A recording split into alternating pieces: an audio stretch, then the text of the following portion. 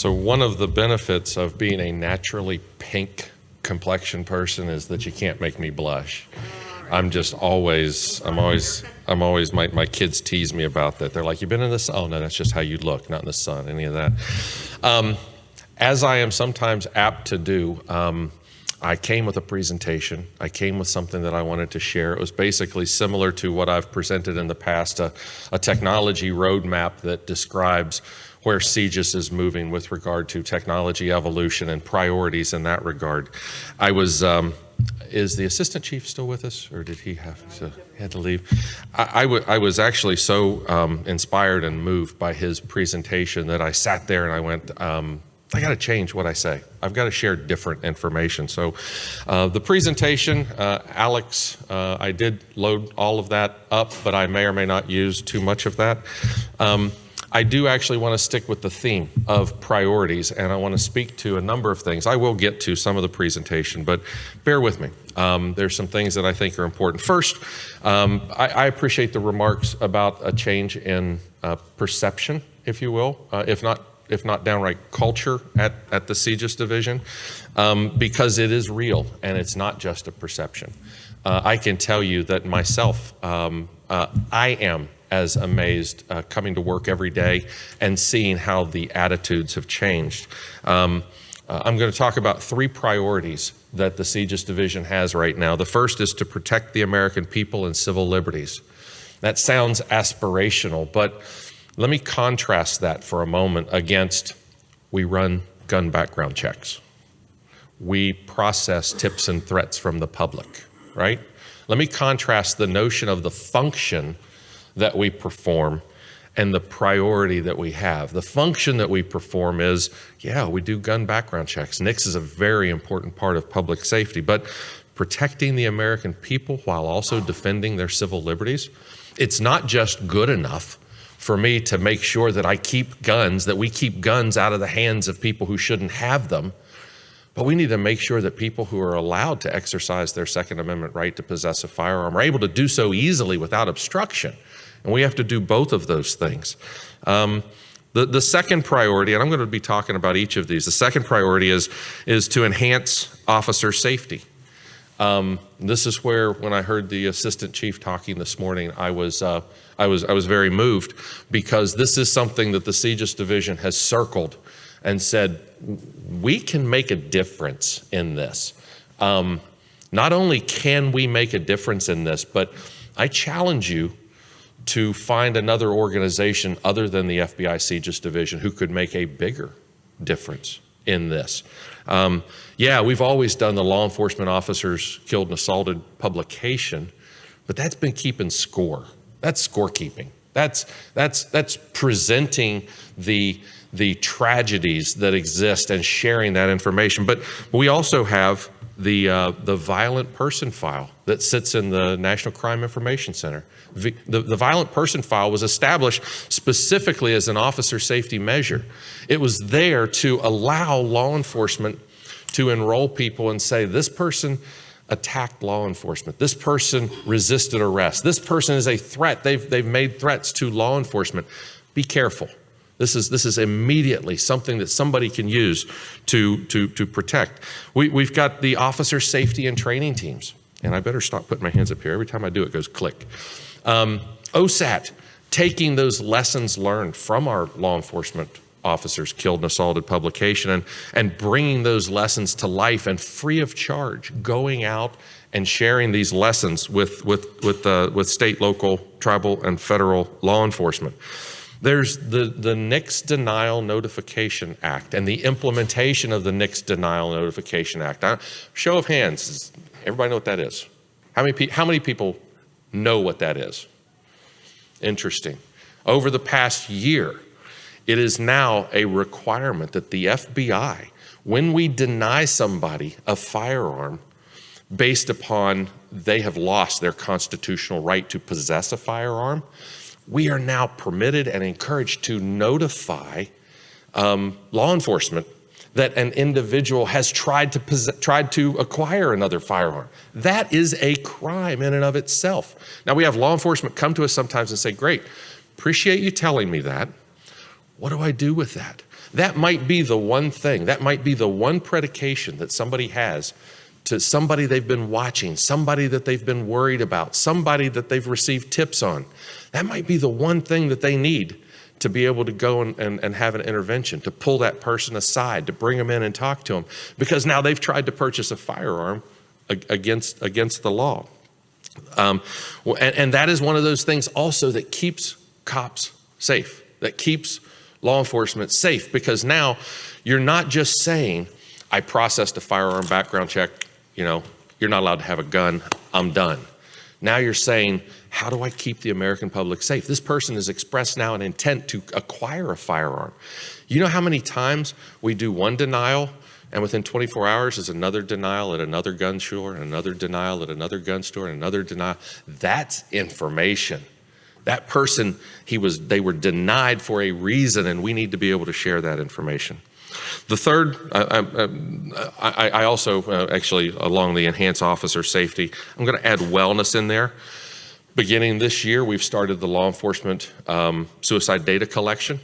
And I get the fact that some people would look at that and say that's keeping score as well, but it's information. It's helping us understand the impacts on our officers. It's helping us understand the tragedy of law enforcement, of officer suicide. And then to be able to move into that space and say, what can we do to try to solve for that issue? So I look at that, our number 2 priority there, enhance officer safety. It's a part of what we've always done. NCIC, National Crime Information Center, has always been an officer safety tool, an awareness tool. We're amping it up now and basically saying, we, the CJIS division of the FBI, have the ability to impact that mission. It's more than just, hey, send me an NCIC query, I'll send it to you back, I'll send you the response. Hey, I do gun background checks. Hey, I receive tips and threats. The third is better customer service, and this is where I think the folks in this room would probably be most interested in what we're talking about here. For many years, CJIS systems have been silos. They've been, if you want to know something from NGI, with the old IJIS, you ran a biometric or a name query. If you wanted to know something about an active want or warrant, you ran it through NCIC, or stolen property, stolen guns, vehicles, et cetera. N-DEx was introduced about 15 years ago. So if you wanted to know what was being shared through information sharing, you would run a query through N-DEx. And then along comes the National Threat Operations Center, and we now offer the ability to share tip information and tips and threats. But we've trained our law enforcement partners to interact with us in those silos. We actually say things like, hey, don't forget to check. You got this information, but make sure you also check. And I would submit to you that in our third priority of better customer service, that is not it. Okay? That's not how you do better customer service. You do better customer service by bringing the information that somebody needs proactively to them when they need it, and to make sure that you understand the mission that they're engaged in. And so we're looking at ways to break down those silos. You'll hear it referred to frequently as single search. Oh, CJIS is wanting to implement a single search. Yeah, I guess it's a single search. I don't necessarily know that the ability to run one search and just kind of hit a bunch of systems necessarily fully scratches that itch and fully gives us an answer there. But yeah, a single search is the way to go. Instead, and Maria used the word vision. I want to paint a vision. I want to paint a picture. Now, this is way out there, and we do not currently have the ability to do this, but I just want to paint a picture for you. What if every officer, every analyst, every agent that interacted with law enforcement systems possessed a dashboard? And that was the dashboard with which they conducted the majority of the work that they do, the investigations, if you will. And instead of running a query in one system or another, they would go to their dashboard, and from that dashboard, they would run their search, and that would make sure that all permutations of name were processed, various sources of data were queried, the data was fused and brought back. But not only was it from that one dashboard that they could run the query, but that they would be able to persist queries like that. just because I'm interested in you today and I don't get a response back on my query doesn't necessarily mean I'm not interested in you tomorrow. Or if something were to happen, if tomorrow you're that person who's trying to purchase a firearm as in a prohibited status, I might want to know that if I queried you today. And tomorrow, that's something that I would be quite interested in knowing. What if that dashboard allowed you to enroll yourself in interesting or your interested activities? I work school violence in this AOR, in these zip codes. I work gang violence in these zip codes and areas. If there's a tip, if there's a threat, if there's a suspicious activity report, if there's anything that comes in, if there's an arrest, I want to subscribe to this information so that when it hits these collections of systems that hold this data, that data proactively finds me. It's the notion of data finding the user, not the user always having to go seek out the data.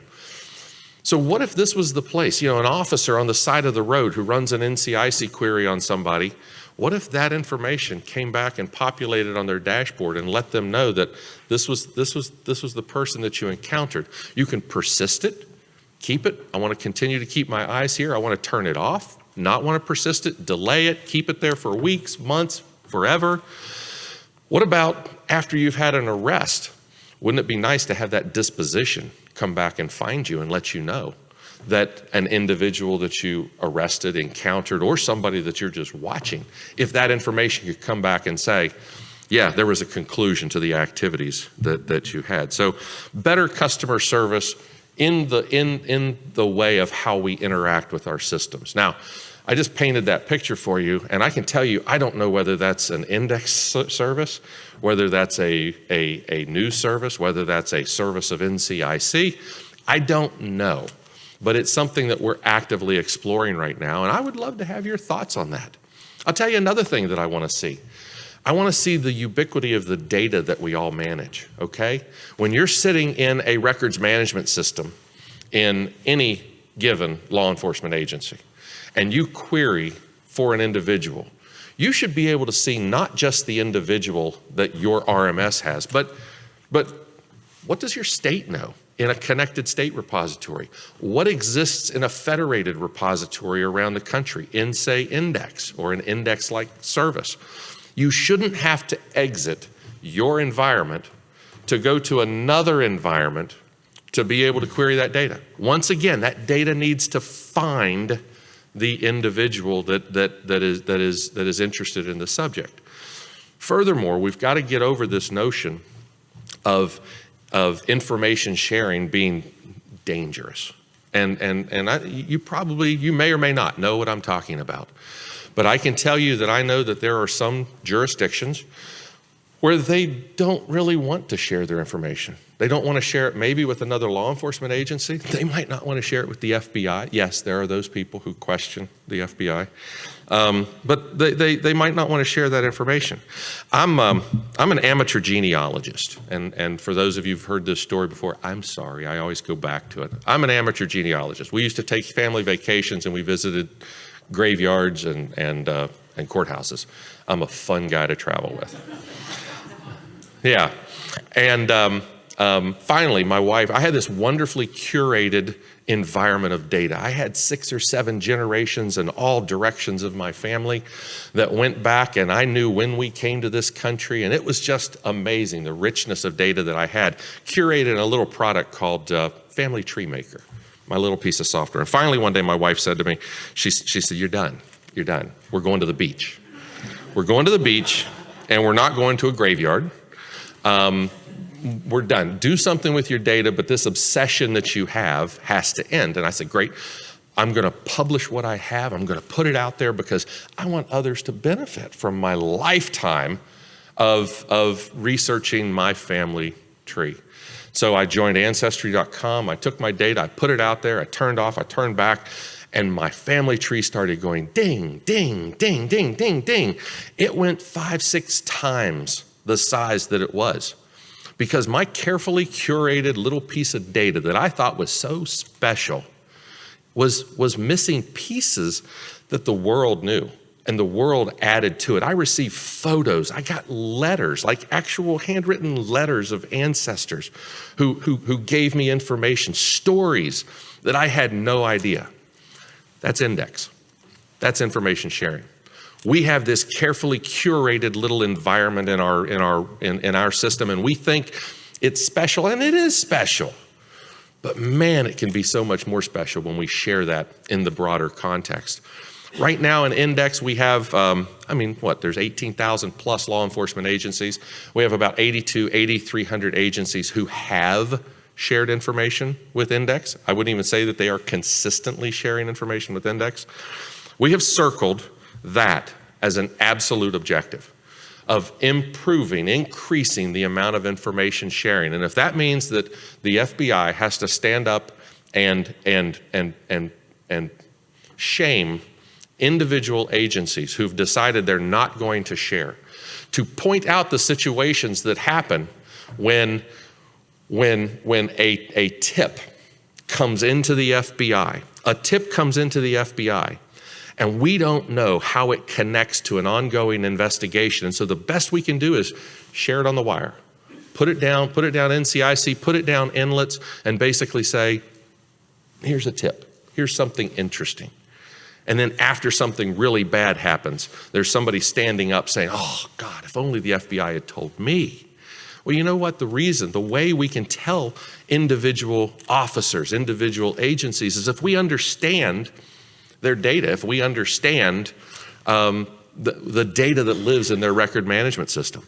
Last year around this time, I was at an IACP information sharing summit over in DC, and the agencies sitting around the room said, what's our biggest issue? The biggest issue is the data that lives in records management systems being disconnected.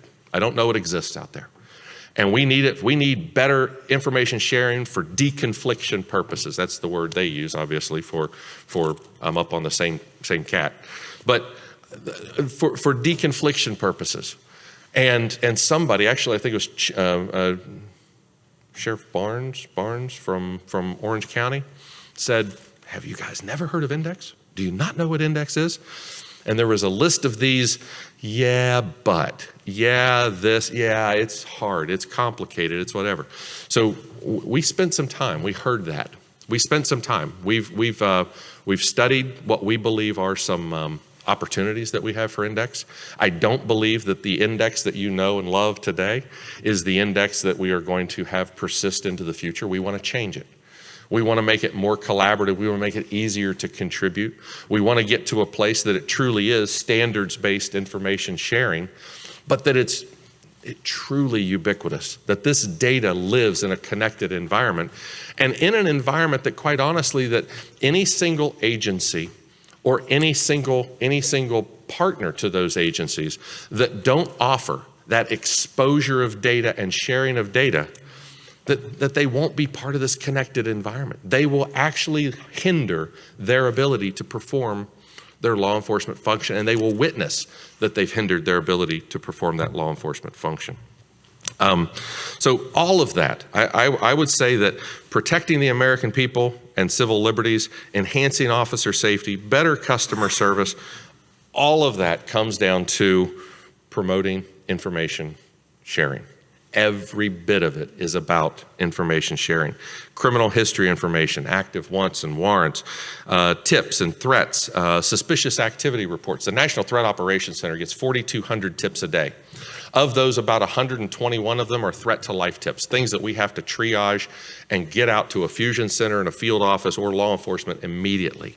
We now have the ability to drop certain threats right into a 911 center, right into that environment. We stay on those tips, but we've got a whole, that's 121 of those. The other, 4,100 tips are tips that are not threat to life. But what's amazing is when that tip that we didn't perceive or somebody didn't perceive as a threat to life, when that individual goes off and does something heinous and they're on the news, inevitably there's somebody standing there that says, oh gosh, if only the FBI had shared that with me. If only the FBI had let me know. That little piece of information would have been the difference between acting and not acting. Incident and encounter information that we find in N-DEx, tremendously helpful. NICS denials. We are now putting NICS denial information into N-DEx.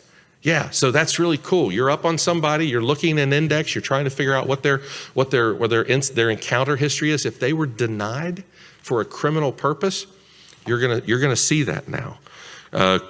Certainly mental health. That was a great conversation earlier.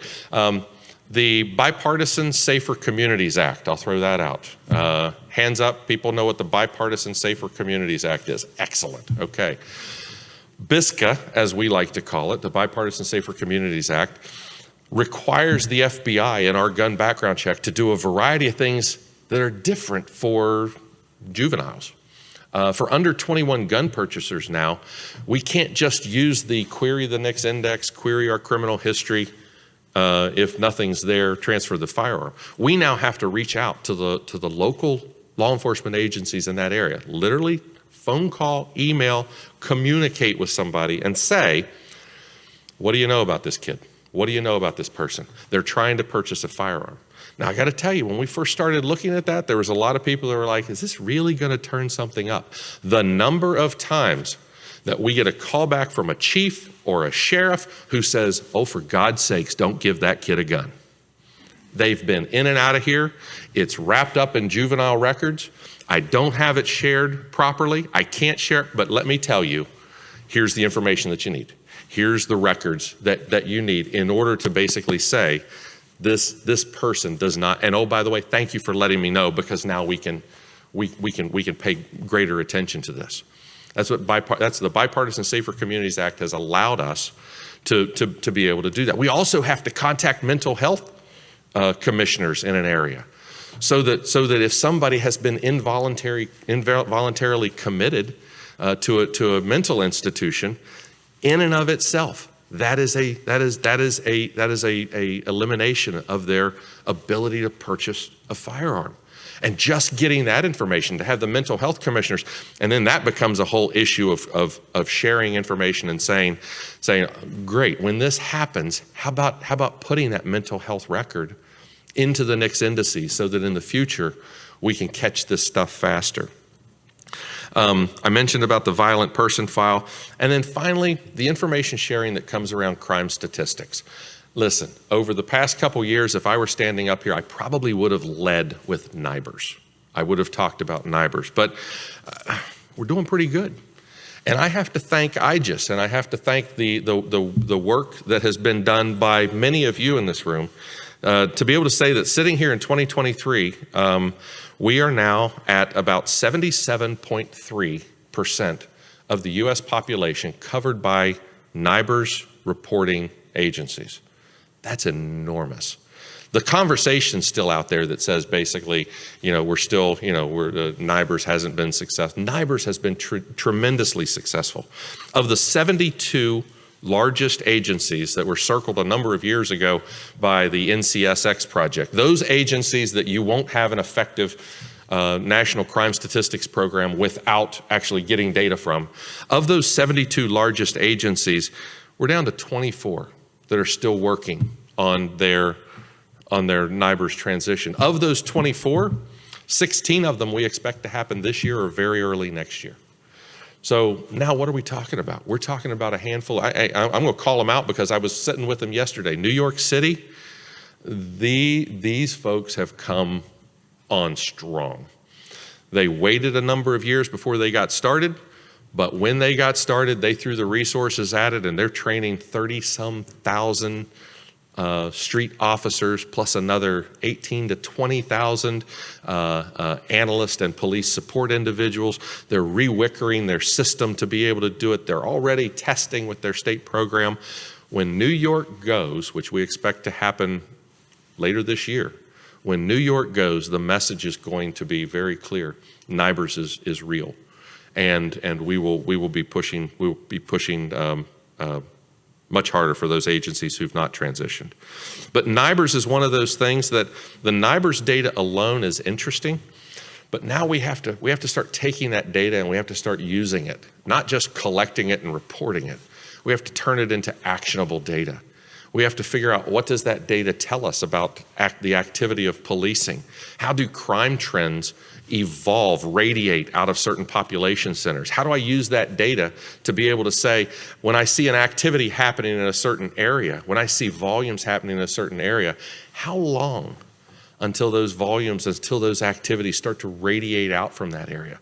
Another big question, and the assistant chief, I thought, did a great job of this. What are the public policies that we see in different areas that are affecting crime trends? How do we do that analysis in such a way that we can definitively step into this conversation and say, this works, this doesn't always work? We need to be able to do that with that data. So I apologize. If anybody came thinking I was going to go through my presentation, the CJIS technology roadmap, I'll send you the slides, okay? In a nutshell, from a technology perspective, we moved to cloud. It's been everything we thought it was going to be. It's allowed us to move faster, more nimble.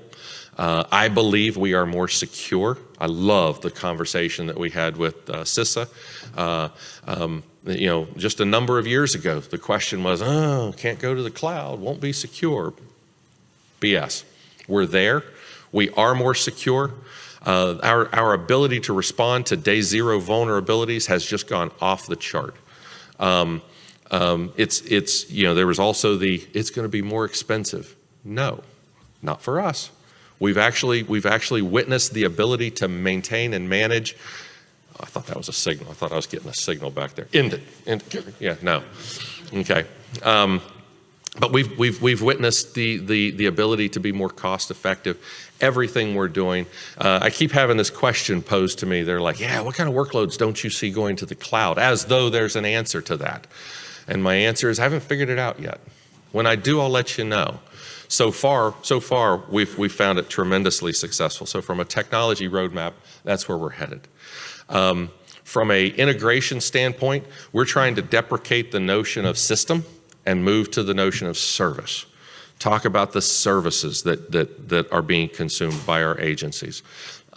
Today, it's really easy to say how many hits NCIC has a day. And that's really interesting. Tell me what those queries are. Tell me the services. How many of those are offline searches? How much of that activity is roadside? Can those services be tuned in such a way that they're more effective? So our technology roadmap is going to lead us less right now from a standpoint of true architectural technology, as in going to the cloud. We are looking at microservice architectures that will allow us to carve out individual services that encapsulate their functionality, their data, working in an ecosystem with other such microservices. We believe that's going to, again, make us even more nimble. It's also going to create a situation where those microservices can be callable by your products, by the services and systems that you're providing to law enforcement agencies, that those microservices, you don't have to craft just a NCIC query or a NGI query. You can ask very specific questions of the data through those services. So I think I've taken up all of my time and maybe just a few minutes more. I apologize. I didn't go through a single slide, but again, as I sat here, I thought there's some things that I wanted to share, and I wanted to give you guys an opportunity to hear that and ask questions. Are there questions? I lost them all. A good question for you. You talked about the pretty impressive statistic of how many threats or how many tips are received by the National Threat Operations Center, yeah. We see language barriers in that number. I think about the increasing demographics around English speaking. We're seeing in the border 30 different languages being encountered in a given day. Are you finding that the tools and the resources that the FBI, the agencies have, are they able to glean the intelligence out of what folks are saying in languages other than English? I would say we're keeping up right now, but that's going to have to be an area of evolution for us, because you're absolutely right. The different languages are changing. We are fortunate. We have a great relationship with the Translation Center that allows us to have access to different translation services. We also have some technology that will take those incoming voice calls and do a degree of text capture out of that. They're not great right now. We're still trying to improve that. Some of it is our phone architecture that's limiting us, but we believe that technology is going to get us there to allow us to do that. I mean, sitting in West Virginia, we have some people that struggle, understanding the different dialects.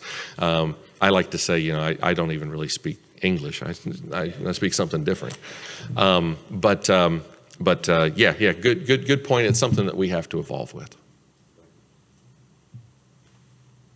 Lunch is here, right? All right. First of all, we do have another question from there. Yes, sir. Just briefly, what recommendations do you have for organizations and agencies that do want to share more in terms of who to reach out to, who to contact? So before we leave, I will have a stack of business cards that you are welcome to reach out to me, to my team, in order to engage. One of the obstacles that we encountered specifically with N-DEx was, if we were suddenly overwhelmingly successful and we had 100 agencies show up and say, I want in, and I want in today, the time that it would take for us to map their data, to move them to a place that they're capable of sharing, could sometimes be months, trying to get them on board. We've taken this enormous index data map where we try to map everything, and we're minimizing that down to, here's the minimum data fields that I want to be able to map. I want all the data, and I want to bring all of the data, but I don't necessarily have to map it all day one, okay? I want to get the data in. It's more valuable. Still, the majority of queries are on people and property. And so if I can map on people, property, and address, if I can map on those things, man, I've already increased my participation by being able to do that. It's an interesting phenomenon, and that is the number of agencies that express an interest in, I want to share, but then come back and say, but I don't have the resources to be able to do it. I can't afford to do it. That's where I would really look to this body to say, how can we make that affordable for those agencies? Because honestly, this is what's going to save lives. This is what's going to solve crime. This is what's going to make all of our communities safer. What can we do to make that more affordable for those agencies? Because I get that all the time. Hey, FBI, love to, but the price I got back for doing this, untenable. I can't do it. We need help in finding ways, put some effort into how we can make that more affordable. So, Brian, let me tag on that one before we get the floor back to the folks. Let's see if there's another question. What is the preferred mechanism or path for industry to be able to provide you input on that? Meaning, on the one hand, are there thoughts that the Bureau has on sort of an overall process or structure? Or would there be utility to then having some sort of roundtable discussion or working session, virtual or otherwise, that then would say, okay, here's our challenges. What are your suggestions? Because I know that you will be inundated with business cards before you split. Yeah. I know that they will talk to us before they split, and certainly over time. But again, it sort of goes back to the notion that I was making reference to with the DJS deputy director. It's all good to have all this information, yeah, but if we can synthesize it and bring it together for a plan for your consideration, is that not a preferred approach? Maria's being a wonderful straight person up here, because this is a conversation that we have had. We believe that a partnership with IJIS in that area, to be able to host that kind of a strategy session to understand what can be done with that index data is something that's going to be absolutely essential. And you are correct. Individual agencies, individual RMS providers have different opinions about where index needs to go, and to be able to talk more broadly about that as an industry I think it would be very helpful. So yes, we absolutely are going to try to put that kind of a session together, get people engaged, and hear your thoughts on that. But it is something that we are going to fix. If I'm standing here 2 years from now and our participation hasn't shot drastically up, I will consider my time here as a failure. So. Yeah, I don't see that at all likely. Are there any other questions from the audience? Alrighty, folks. In that case, a couple of things. First of all, I thank you very much. We always enjoy your chats. We will share the presentation. Yeah, actually, it's pretty self-explanatory. So you're welcome to share the presentation. It talks about technologically how we've evolved, but I don't believe it hit on those priorities the way I wanted to hit on them today. So. And we certainly appreciate the discussion that we had, and I know you'll be able to stay with us for a little bit longer today. So if you have questions, certainly track the down. And again, we appreciate your Thank you. contribution.